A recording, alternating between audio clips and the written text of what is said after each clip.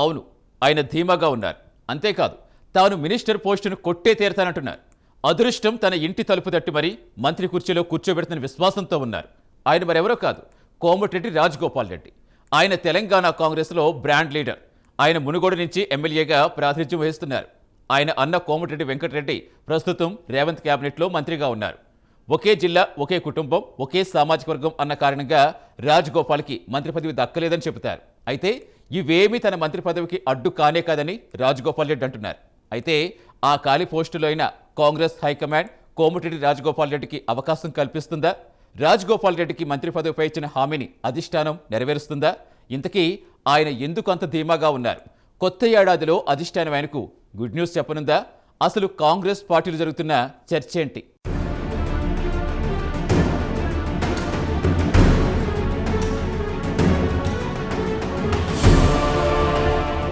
తెలంగాణ రాజకీయాల్లో ఇప్పుడు అందరి కళ్ళు ఆ రెండు ఖాళీ మంత్రి పదవులపైనే ఉన్నాయట. ముఖ్యంగా మునుగోడు ఎమ్మెల్యే కోమటిరెడ్డి రాజగోపాల్ రెడ్డి చేసిన తాజా వ్యాఖ్యలు రాజకీయ వర్గాల్లో పెద్ద చర్చకు దారితీస్తున్నాయట.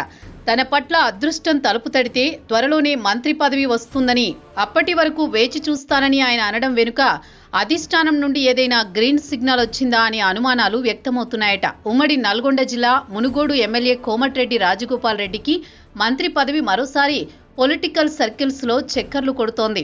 కేబినెట్లో అజారుద్దీన్ ప్రమాణ స్వీకారం చేయడంతో ఖాళీగా ఉన్న 2 మంత్రి స్థానాలపై మరోసారి చర్చ జరుగుతోందట.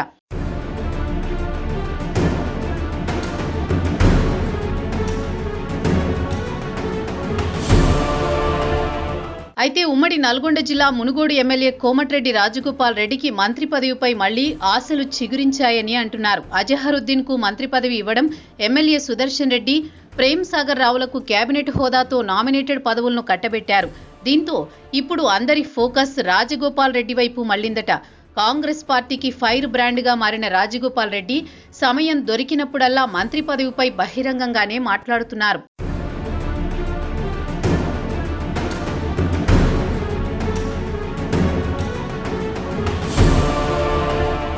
ఇక బీజేపీ నుండి కాంగ్రెస్ లోకి తిరిగి వచ్చినప్పుడు మంత్రి పదవి హామీ ఇచ్చారని, భువనగిరి ఎంపీని గెలిపిస్తే మంత్రి పదవి ఇస్తామని రెండోసారి కూడా హామీ ఇచ్చినట్లు పలుమార్లు మాట్లాడుతూనే ఉన్నారు.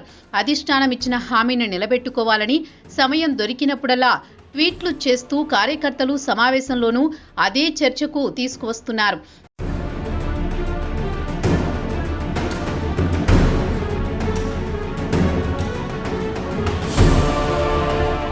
గతంలో రాజగోపాల్ రెడ్డికి 6 గ్యారంటీ హామీల కమిటీ చైర్మన్ గా కేబినెట్ హోదా ఇస్తామని, అలాగే డిప్యూటీ స్పీకర్ హోదా కల్పిస్తామని పలుమార్లు బుజ్జగించారు.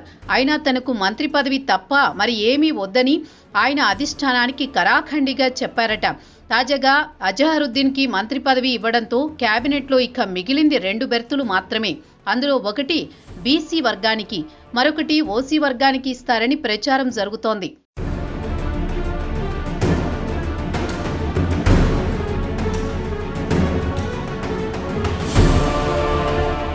ఇకపోతే ఓసీ వర్గానికి సంబంధించిన వారిలో మిగిలింది రాజగోపాల్ రెడ్డి, రంగారెడ్డి జిల్లాకు చెందిన మల్రెడ్డి రంగారెడ్డి మాత్రమే. ఏదేమైనా 2 బెర్తులలో తనకు తప్పకుండా అవకాశం వస్తుందని రాజగోపాల్ రెడ్డిలో ఆశలు చిగురిస్తున్నాయట.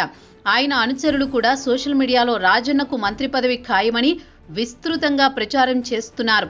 ఇటీవల రాజగోపాల్ రెడ్డి మాటల్లోనూ చాలా వ్యత్యాసం కనబడుతోంది. గతంలో మంత్రి పదవిపై ఘాటుగా స్పందించే రాజగోపాల్ రెడ్డి ఇప్పుడు సైలెంట్ అయ్యారు.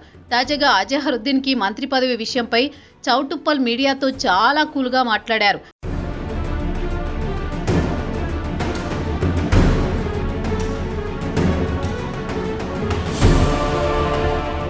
తనపై గిట్టని వారు దుష్ప్రచారం చేస్తున్నారని, అదంతా అబద్ధమని ప్రజలు ఎవరూ నమ్మొద్దన్నారు.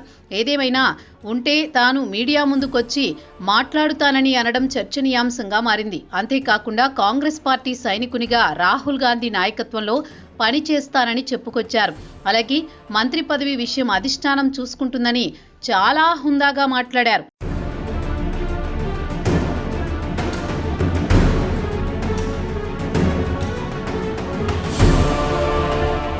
ఇటీవల రాజగోపాల్ రెడ్డి చేసిన వ్యాఖ్యలు ఇందుకు బలాన్ని చేకూర్చుతోంది. ప్రస్తుతం ఆయన చేసిన ఈ వ్యాఖ్యలపై మరోసారి రాజకీయ విశ్లేషణలు మొదలయ్యాయి. అయితే తన అనుచరులు, పార్టీ కార్యకర్తలను ఉత్సాహపరిచేందుకే రాజగోపాల్ రెడ్డి ఈ వ్యాఖ్యలు చేశారా, లేక అధిష్టానం నుంచి హామీ లభించిందా అనే కోణంలో విశ్లేషణలు మొదలయ్యాయి. మంత్రి పదవి విషయమై గతంలో సీఎం రేవంత్ రెడ్డి టార్గెట్గా విమర్శలు చేసిన రాజగోపాల్ రెడ్డి ఇప్పుడు సంతోషంగా, కాన్ఫిడెన్స్గా మంత్రి పదవి వస్తుందని చెప్పడం చర్చనీయాంశంగా మారింది. అయితే కాంగ్రెస్ పార్టీ తరహా రాజకీయాలలో ఏమైనా జరగొచ్చు అన్నది నిజం. అందుకే కోమటిరెడ్డి రాజగోపాల్ రెడ్డి ఫుల్ కాన్ఫిడెంట్గా ఉన్నారు. సో ఆయన మంత్రి కావచ్చేమో, కొత్త ఏడాది ఆయనకు గుడ్ న్యూస్ చెప్పవచ్చేమో అని అంతా అంటున్నారు. మరి నిజంగానే కోమటిరెడ్డికి మంత్రి పదవి దక్కుతుందా, లేక ఎమ్మెల్యే వ్యాఖ్యల వెనుక ఇంకేమైనా ఆంతర్యం ఉందా అనేది వేచి చూడాలి.